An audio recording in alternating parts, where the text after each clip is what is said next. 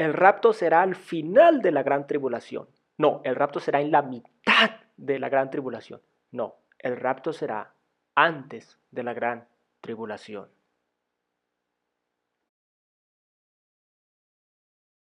Es un gusto saludarles y le doy la cordial bienvenida a este estudio bíblico del día de hoy para todos ustedes, donde vamos a estar hablando de este tema tan interesante, sobre este debate desde los primeros siglos de la Iglesia. No podemos decir nosotros, como algunas personas dicen por ahí, que algunos de estos temas o algunas de estas enseñanzas surgieron en los últimos 3 siglos. Eso no es así. ¿Por qué? Porque dependen o parten desde versículos bíblicos que han existido desde los tiempos de algunas de ellas desde el Antiguo Testamento antes de Cristo y algunas otras ya en el tiempo de la primera iglesia. Recordemos que Apocalipsis, que es el último libro escrito de la Biblia, se escribió por alrededor del año 90 después de Cristo. Cuando vemos todo este tema, debemos partir de una base muy importante. Es que la Biblia no tiene interpretaciones particulares o especiales, sino que es un todo. La Biblia cuenta una historia, un relato con unos acontecimientos pasados, presentes y futuros, algunos que han permanecido a lo largo de la historia, algunos que son de un único acontecimiento, como es el caso de la primera venida de nuestro Señor Jesucristo, que vino solo una vez para encarnarse, para morir por nuestros pecados. Pero la Biblia es una visión global. Cuando nosotros interpretamos la Biblia separadamente, como que este tema es por un lado y este por el otro, y no que toda la Biblia da testimonio de Jesucristo, entramos en problemas terribles de doctrina y empezamos a ver luces donde no hay luces y a ver oscuridad donde no hay oscuridad y a confundir los temas y a sacar una cantidad de interpretaciones que no corresponden a la verdad bíblica. Debemos siempre hacerlo con humildad, con sinceridad, en oración, en comunión con el Espíritu Santo y entender la Biblia como un todo desde Génesis hasta Apocalipsis.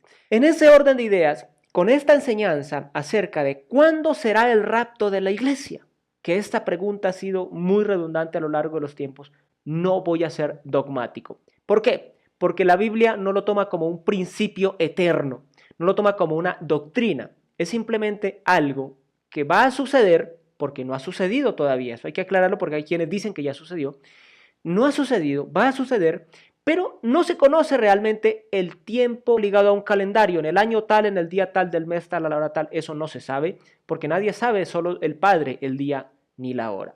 No voy a ser dogmático, no voy a decir que el que cree esto se condena y el que cree esto no se condena, etcétera, etcétera, no. Pero sí quiero que sentemos las bases para tener mayor claridad y aclarar esto que es muy importante, porque de esto puede partir la salvación de muchas personas, la decisión de salvación de muchas personas. Así que les doy la más cordial bienvenida, gracias a quienes comentan, comparten, se suscriben en cualquiera de mis redes sociales y ya comenzamos.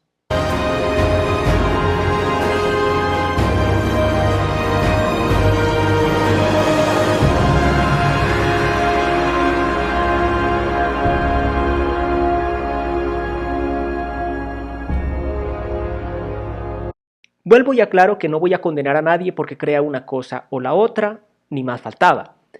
Nada más quiero traer claridad doctrinal, porque independientemente de todo, como lo dije ya en la intro, de esta información, de esta enseñanza y de la enseñanza correcta de este tema, va a partir o puede partir la decisión de personas para ser salvos. ¿Por qué? Porque cuando uno sabe algo en una forma o en una manera diferente o correcta, puede tomar una decisión en consecuencia. Mientras que cuando es nebuloso, es oscuro, es extraño, generalmente uno puede confiarse y resultar terriblemente afectado. Mi meta siempre es la luz, el evangelio. No es yo ser el centro de atención ni de admiración ni nada, sino que las personas puedan ir a la sana doctrina por medio de lo que el Espíritu Santo quiera hablarles. Algo que siempre voy a hacer claro desde que lo conocí hace ya años a lo largo de la Biblia es la ley de la primera mención. Si tú quieres quitarte dolores de cabeza y dejar de escuchar a cientos, decenas de predicadores, de lo que sea, que hablan de un tema y de otro, de una forma y de otra, y lo confunden y lo llevan arriba y abajo, al oriente, al occidente, y no sientan una base estructural, una base de columna por donde verdaderamente va la sana doctrina, es ir y encontrar en la Biblia la ley de la primera mención. La primera vez que ese tema se menciona en la Biblia. Generalmente es en Génesis, la mayoría, o al menos en los 5 primeros libros de la Biblia. Génesis, Éxodo, Levítico, Números y Deuteronomio. En algunos de ellos ya se habla de ello de doble manera, del mismo tema en doble vez, pero generalmente es en Génesis. Y quiero que vayamos a algo y entendamos una parte. El rapto sí va a ser. O sea, el rapto es una verdad doctrinal. El que diga que no al rapto es porque o no ha leído la Biblia o no tiene al Espíritu de Cristo en su vida. Es decir, es un académico, pero no es una persona que ha nacido de nuevo y no tiene al Espíritu Santo en su vida.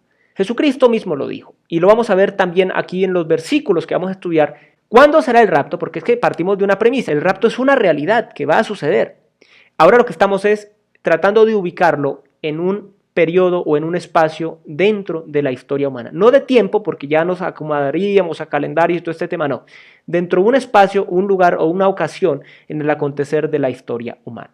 Y la primera mención clara, puede que hayan otras más oscuras, pero la primera mención clara, y esto lo vamos a ver que lo confirma la Biblia en el Nuevo Testamento, es acá, en el libro de Génesis. Tenemos por un lado el diluvio. De 2 en 2 entraron en el barco, en representación de todo ser vivo que respira. Entraron un macho y una hembra de cada especie, tal como Dios había ordenado a Noé.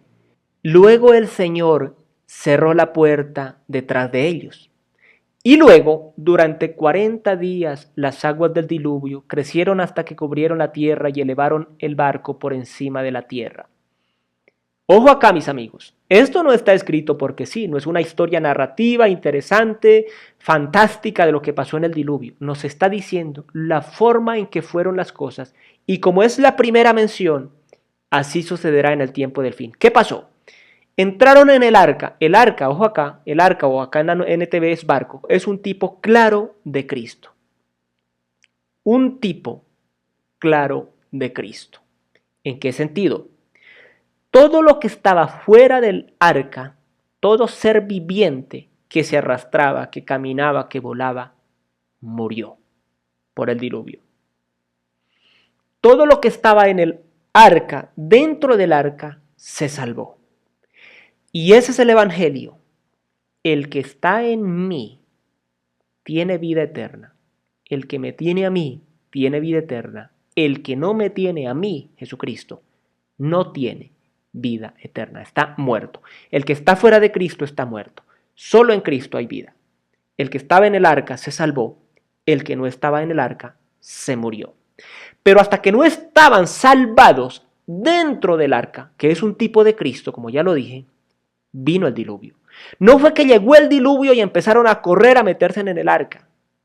Entonces ahí nos está diciendo que Dios pone a salvo a quien va a salvar y luego cae el juicio. Ahora, en la descripción de este video van a encontrar un video donde hablo muy claro en una prédica expositiva, en una prédica a una congregación, donde hablo de las semanas de Daniel capítulo 9, las 70 semanas de Daniel, para entender el contexto de los tiempos bíblicos de las cosas. Si no entendemos Daniel, no podemos entender completamente Apocalipsis. Y si no entendemos completamente Apocalipsis, no vamos a entender Daniel. Vuelvo y digo, todo es un marco total. Entonces, hasta que todos estuvieron en el arca, vino el juicio. Es decir, no puede venir juicio apocalíptico sobre la tierra del fin de los tiempos si la iglesia está en el mundo. No puede, no puede. Y yo tengo, como dijo Pablo, el Espíritu del Dios viviente por su gracia y su misericordia. Entonces, no puede venir juicio si la iglesia está en el mundo todavía. No puede. No puede suceder. Ok, ¿tienen dudas de esto? Vamos a ver el pasaje de Lot, que es otro tipo del rapto. Otro tipo del fin de los tiempos y del arrebatamiento de la iglesia. Génesis 19, 15-24, dice lo siguiente. Y al rayar el alba, los ángeles daban prisa a Lot, o sea, cuando ya la mañana estaba ahí llegando, diciendo, levántate, toma tu mujer y tus 2 hijas que se hallan aquí para que no perezcas en el castigo de la ciudad. ¿Para que no qué? Para que no perezcas. Salgan para que no perezcan. O sea, no se queden, tienen que irse para que venga el castigo y no perezcan. Y deteniéndose él, pues me imagino que cargando cosas, que esto, que aquello, los varones asieron de su mano, o sea, lo tomaron de su mano y la mano de su mujer y las manos de sus 2 hijas, según la misericordia de Jehová para con él, igual nosotros, es por la misericordia de él, no por nuestras obras. Y lo sacaron y lo pusieron fuera de la ciudad. Lo sacaron fuera de los muros, de la muralla de la ciudad. Y cuando los hubieron llevado afuera, dijeron, esto es el rapto, los tomaron de las manos, los llevaron, los raptaron. Eso, si lo viéramos en un plano donde no hay una obligación de seguir, sería como un secuestro, algo violento, algo rápido, algo urgente, así como va a suceder con la iglesia. Y cuando los hubieron llevado fuera, dijeron, escapa por tu vida, o sea, aquí no hay tiempo de nada, es un momento, no mires tras ti, ni pares en toda esta llanura, escapa al monte, no sea que perezcas. Bien, pero Lot les dijo, no, yo os ruego, señores míos, he aquí ahora hallado vuestro siervo gracia en vuestros ojos, y habéis engrandecido vuestra misericordia que habéis hecho conmigo, dándome la vida. Mas yo no podré escapar al monte, no sea que me alcance el mal y muera. ¿Por qué? Porque un valle, una ciudad, un valle, pues el valle es grande, vamos a gastar tiempo en llegar a las montañas. No era como salir ahí a una cuadra, no, era lejos. He aquí ahora esta ciudad, versículo 20, está cerca para huir allá, la cual es pequeña, dejadme escapar ahora allá. ¿No es ella pequeña? Y salvaré mi vida. Y le respondió, he aquí, he recibido también tu súplica sobre esto, y no destruiré la ciudad de que has hablado. Date prisa, escápate allá, porque nada podré hacer hasta que hayas llegado allí. ¿Qué? Los ángeles traían el juicio, igual que en Apocalipsis. ¿Quiénes traen el juicio? Los ángeles. El juicio viene de Dios. Sí, el justo juicio de Dios viene, pero ¿quiénes lo ejecutan? Los ángeles. Aquí está igual. En Apocalipsis es lo mismo. Los ángeles son los encargados de las copas, los ángeles son los encargados de las trompetas y de los otros juicios que se narran en Apocalipsis. Entonces acá, pero dicen algo. Nada podré hacer hasta que haya llegado allí. No puede haber juicio si la iglesia sigue en este mundo.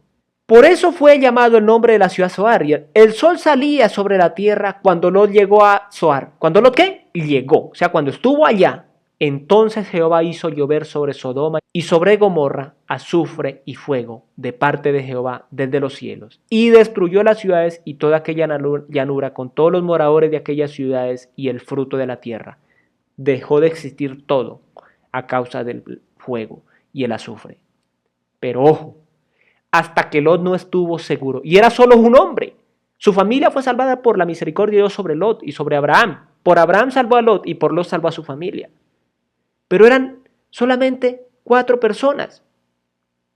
Y por 4 personas no podía Dios descargar juicio sobre Sodoma, Gomorra, Adma y Seboim hasta que Lot no estuviera salvo.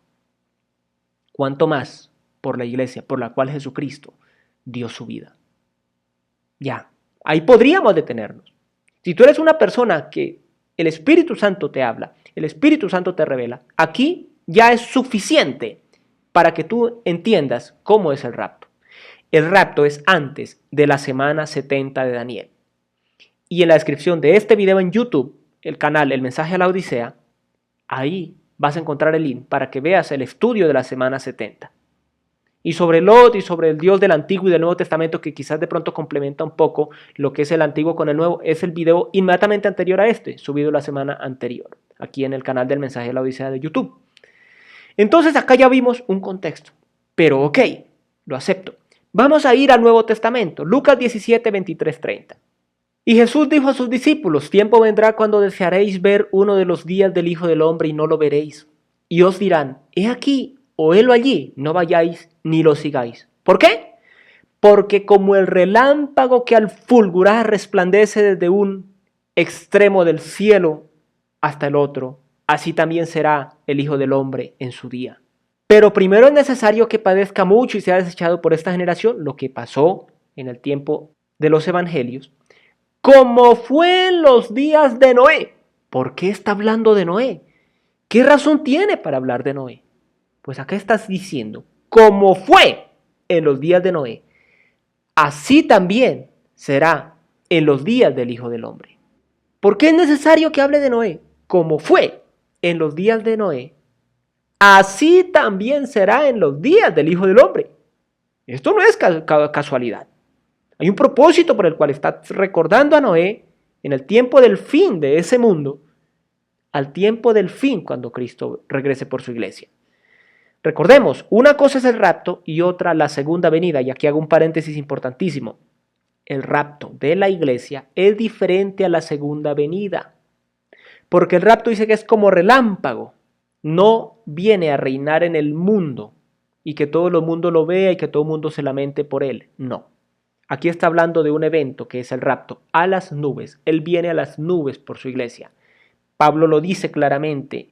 Como fue en los días de Noé, así también será en los días del Hijo del Hombre. Comían, bebían, se casaban y se daban en casamiento hasta el día en que entró Noé en el arca y vino el diluvio y los destruyó a todos. O sea, entró Noé en el arca, Dios selló la puerta y ahí sí vino el diluvio. No fue que vino el diluvio, no entró en el arca y Dios cerró la puerta bajo la lluvia. No.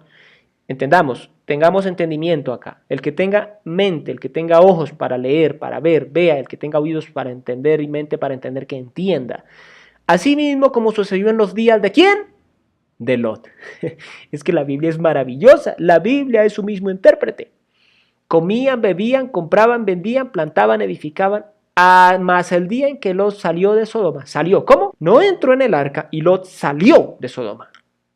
Llovió del cielo fuego y azufre y los destruyó a todos. Así será el día en que el Hijo del Hombre se manifieste. Importantísimo. Ahora, quiero que entendamos algo, por favor.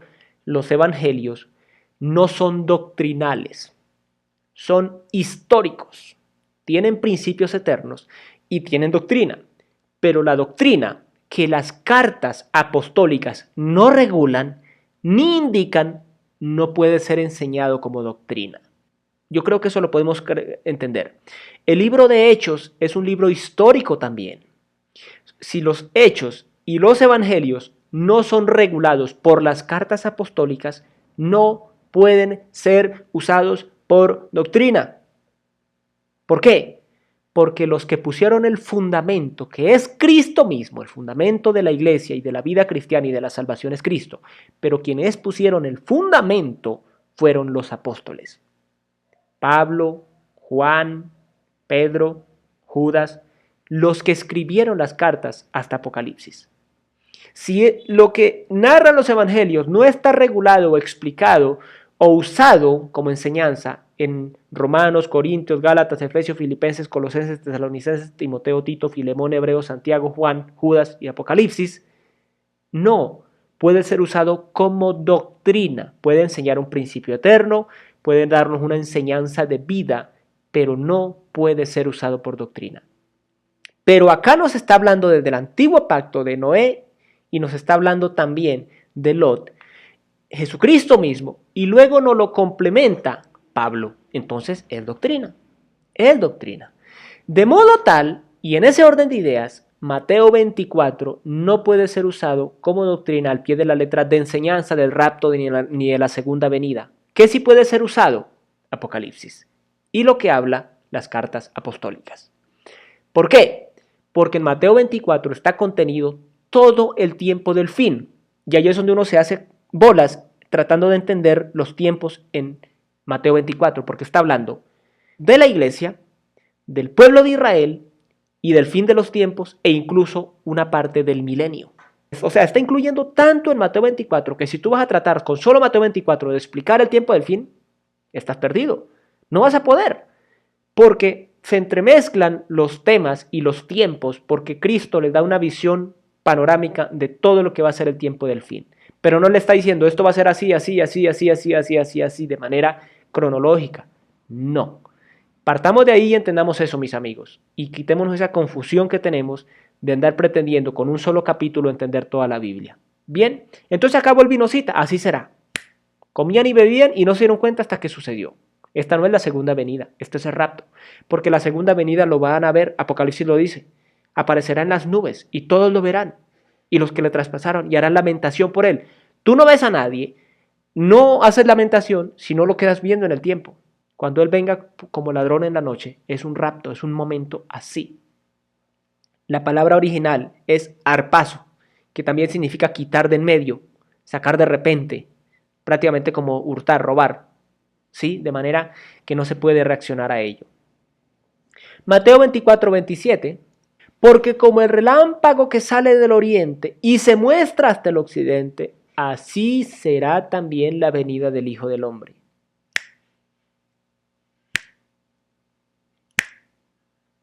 No es con tiempo, es un relámpago. No hay tiempo ni siquiera de parpadear. Por eso el que está en Cristo se va y el que no está en Cristo a pasar la semana 70 de Daniel en este mundo. La tribulación y la gran tribulación. El tiempo del anticristo y el tiempo del juicio de Dios sobre la tierra. 1 Tesalonicenses 4, 16, 17. Porque el Señor mismo, con voz de mando, con voz de arcángel y con trompeta de Dios, descenderá del cielo, y los muertos en Cristo resucitarán primero. Luego nosotros, los que vivimos, los que hayamos quedado, seremos arrebatados. ¿Qué es un arrebato? Como el ladrón, como un relámpago, juntamente con ellos en las nubes para recibir al Señor en el aire. ¿Dónde? En el aire. Y así estaremos siempre con el Señor. Por lo tanto, alentados los unos a los otros con estas palabras. Que esto dé aliento, de ánimo. Pero decirle a una persona que va a entrar en la tribulación, para mí es una herejía. Y no da aliento, da desaliento. Porque cuando una persona sabe lo que le espera, no puede tener aliento, no puede tener esperanza. Cuando una persona sabe, al final del camino lo está esperando una osa que ha perdido sus crías o una leona que ha perdido sus cachorros. No hay gozo, no hay alegría, no hay tranquilidad, hay angustia, hay preocupación, hay miedo, hay susto. Pero cuando sabemos que Él, como un relámpago, nos arrebatará en un de repente para llevarnos, tanto los que han muerto resucitarán y nosotros al mismo tiempo seremos transformados para estar con Él. Es algo maravilloso. Y esto es lógico, porque lo que Dios enseña cuando tenemos el Espíritu de Dios en nosotros, vuelvo y lo aclaro y lo he dicho en casi todos los videos, la Biblia no se puede entender académicamente. Puedes entender principios, puedes entender algunos temas de negocios o de cómo criar a tus hijos o de cómo portarte bien o lo que quieras en ese orden, pero no revelaciones espirituales y mucho menos escatología si no tienes al Espíritu Santo dentro de ti. Si no has nacido de nuevo, no puedes entender la escatología bíblica porque son revelaciones espirituales. Eso es imposible entenderlo académicamente. Aunque tengas acá el hebreo, el griego, el arameo, las traducciones últimas, antiguas, modernas, la inteligencia artificial, no es posible. Sí, no es posible. Solo vas a llegar hasta donde han llegado otros hombres y ahí te quedarás. Pero para entender los tiempos finales debemos ser guiados por el Espíritu Santo. Y acá nos está diciendo que seremos arrebatados. Ahí no hay tiempo para pensar, no hay tiempo para decidir. Lo que se decidió y lo que se pensó y se decidió antes de que esto suceda. Por eso, mis amigos, por eso el tiempo es aquí y ahora, no mañana. No se sabe el día ni la hora. No se sabe el día ni la hora del rapto. Mismo 1 Tesalonicenses 5, 1, 2. Pero acerca de los tiempos y de las ocasiones no tenéis necesidad, hermanos, de que yo os escriba. Porque vosotros sabéis perfectamente que el día del Señor vendrá así como, ¿cómo? Ladrón en la noche. Nadie lo espera, nadie sabe. Si Jesucristo viniera a la mitad de la gran tribulación, de la semana 70 de Daniel, lo sabríamos. Iniciarían los sellos.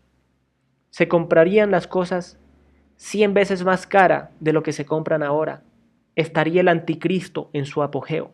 En sus 3 años y medio de gobierno estaría el anticristo. Arranca a gobernar el anticristo, todos sabemos que en 3 años y medio, o máximo en 7 años, va a venir Cristo. El 90% de la población del mundo se arrepentiría. Pero nadie sabe el día ni la hora. Como en los tiempos de Noé, como en los tiempos de Lot. Lot les predicó para que se arrepintieran y no lo escucharon. Noé les predicó para que se arrepintieran y subieran al arca y no lo escucharon. Se cerró la puerta, Lot fue raptado y vino la destrucción. ¿Qué más evidencia necesitamos para andar en debates interminables de que el arrebatamiento va a ser a la mitad o al final de la gran tribulación? Eso no tiene sentido. Bien, versículo 9. Porque no os ha puesto Dios para ira, sino para alcanzar salvación por medio de nuestro Señor Jesucristo. No nos salvó Dios para meternos al horno. Esto tenemos que entenderlo. La gracia de Dios es como en el hijo pródigo. El hijo pródigo llegó, venía de ser descarriado. Le pidió perdón a su padre. Su padre lo único que hizo fue alegrarse por su llegada. No le dijo, ay, vale, te perdono y no lo vuelvas a hacer. No, ven para acá, celebremos. Te quito tu vergüenza, tu humillación. Coloco un anillo de oro en tu mano, calzado en tus pies, vestido en tu cuerpo. Y vamos a celebrar. Pero no, hay quienes predican que es que el hombre tiene que hacer algo para ser salvo. Y eso es lo mismo que hizo el pueblo de Israel en el desierto. Venían bajo la gracia de Dios y que dijeron, no Señor, lo que usted nos diga que hagamos lo hacemos. Nosotros podemos, nosotros somos sobrados. Nosotros somos capaces de añadir obras a tu gracia. Tu gracia no es suficiente, nosotros vamos a demostrarte cómo es que nosotros sí. Noé se fue y al rato tenían el becerro de oro. 3000 hombres murieron ahí. ¿Por consecuencia de qué? De querer añadir algo a la gracia de Dios. De sentir que el hombre puede hacer algo para ser salvo. Y no es así. Y no es así. Y ahora vamos a ver las últimas 3 citas para ir finalizando. 1 Corintios 15, 51 al 53. He aquí os digo un misterio. Ahí es donde está el tema de por qué no soy dogmático. Ahí es donde está el tema, que a pesar de que les hablo de manera concreta y de manera convencida de lo que les estoy hablando, no soy dogmático. No todos dormiremos, pero todos seremos transformados. No todos moriremos, básicamente. En un momento, en un abrir y cerrar de ojos, a la final trompeta, porque se tocará la trompeta y los muertos serán resucitados, incorruptibles, y nosotros seremos transformados. En un abrir y cerrar de ojos, no esperándolo durante 3 años y medio que empezó la tribulación, no esperándolo durante 7 años que pase la semana 70 de Daniel. No, es así, mis amigos. Si nadie sabe el día ni la hora, pero apareció hoy el anticristo, contamos 3 años y medio, 7 años y ya sabemos cuándo va a venir, entonces sabemos el día y la hora. Es que es ilógico, realmente es ilógico que gente se suba en los púlpitos a decir a los 4 vientos que ellos saben y que ellos conocen porque ellos estudiaron el hebreo, el arameo, el griego y que ellos saben cuándo va a ser esto. Me parece realmente una burla contra el Espíritu Santo. Y vamos a Apocalipsis, que es mi libro favorito por las promesas y la esperanza que tenemos allí. Capítulo 4, versículo 1. Después de esto miré, y aquí una puerta abierta en el cielo, y la voz que oí como de trompeta hablando conmigo dijo, sube acá, y yo te mostraré las cosas que sucederán después de estas. Sucedieron unas cosas donde aparece la manifestación. Recordemos, Apocalipsis es la revelación de Jesucristo, no la revelación del anticristo, es la revelación de Jesucristo. Ya vio la revelación y mandó el mensaje a las 7 iglesias. O sea, se centró en la iglesia, porque esas 7 iglesias constituyen la iglesia de Jesucristo. A esas 7 iglesias les escribe. Habla de las iglesias, de esto y aquello, la Odisea, Sardis, todo este tema. Arranca el capítulo 4 y se traslada de la tierra al cielo, como si hablara del rapto. Se quita Juan de la tierra y ahora todo lo que va a ver de aquí en adelante va a ser desde una posición elevada, no desde la tierra. Porque en la tierra, ¿qué va a estar sucediendo? Juicio y destrucción. Siguiente versículo, el 4. Dice, y alrededor del trono había 24 tronos, y vi sentados en los tronos a 24 ancianos, vestidos de ropas blancas, con coronas de oro en sus cabezas. Sube al cielo, a la puerta abierta, entra allí y ve 24 tronos y 24 ancianos sentados. Estos ancianos no son ángeles, ni arcángeles, ni querubines. Son personas redimidas por Cristo Jesús. ¿Por qué? Siguiente capítulo y último, 5, 8 al 10. Y cuando hubo tomado el libro, Jesucristo, el Cordero, los 4 seres vivientes y los 24 ancianos se postraron delante del Cordero. Todos tenían arpas y copas de oro llenas de incienso, que son las oraciones de los santos. Y cantaban un nuevo cántico, diciendo, ¿quiénes? Ellos, los ancianos y los seres. Digno eres de tomar el libro y de abrir sus sellos, porque tú fuiste inmolado y con tu sangre nos has redimido. ¿Nos has qué? Nos has redimido para Dios de todo linaje y lengua y pueblo y nación, y nos has hecho para nuestro Dios reyes y sacerdotes. La Biblia lo dice claramente, que los hijos de Dios, que los reyes y sacerdotes son el pueblo redimido por Jesucristo. Somos pueblo escogido, real sacerdocio, nación santa, pueblo adquirido por Dios. Eso es claro. Entonces los que aparecen acá, después de que Juan deja de hablar a las iglesias, a las 7 iglesias de Asia, que es actual Turquía, sube al cielo como si fuera el rapto, y todo se centra en el cielo. Y ya en ese momento que él sube al cielo, porque esto va de cierta manera cronológica, que está en el cielo, estas cosas después de estas, o sea, ya viste estas, ahora vamos a ver estas, aparecen los ancianos, que son redimidos, y ojo, tienen coronas de oro. Nadie ha recibido galardón, ojo, nadie ha recibido galardón hasta que no llegue el tiempo de las bodas del Cordero. El tribunal de Cristo, donde los que hicieron obras de piedras preciosas o de oro recibirán su recompensa. Y los que hicieron obras de madera, heno o hojarasca, pues serán quemadas por el fuego y ellos se salvarán por misericordia. Pero nadie tiene coronas hasta que no reciba, como dijo Pablo, la corona que el Señor dará, no solo a mí, sino a todos los que aman su venida. Dios santo, Dios es maravilloso. Y finalmente, cuando Dios juzgó a Egipto, no cayó una sola gota de juicio de las 9 plagas, ni de la muerte de los primogénitos sobre Israel. Fue protegida esa tierra. Ahora yo le pregunto algo. La persona que piensa que la iglesia será arrebatada a la mitad o al final de la tribulación, es una persona que no le ha sido revelada la altura, la largura, la anchura y la profundidad de la obra finalizada de Jesucristo en la cruz. Porque, ¿cómo es posible? Y esto es de lógica. Acá en la ciudad donde yo vivo, una ciudad de alrededor de 250.000 de personas, ¿cuántos cristianos verdaderos hay? Que hay evidencia del fruto del Espíritu en ellos. ¿Cómo va a castigar Dios esta ciudad si esta ciudad casi en cada esquina al menos hay un cristiano?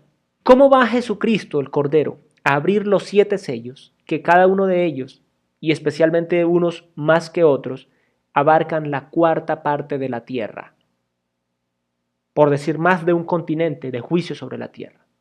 ¿Cómo Dios va a enviar a sus ángeles a que derramen las copas de la ira si cada copa abarca la 1/3 parte de la tierra? 1 de 3.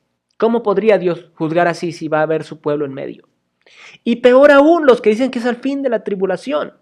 ¿Cómo va a ser posible que la iglesia permanezca con las copas de la ira que abarcan el mundo entero?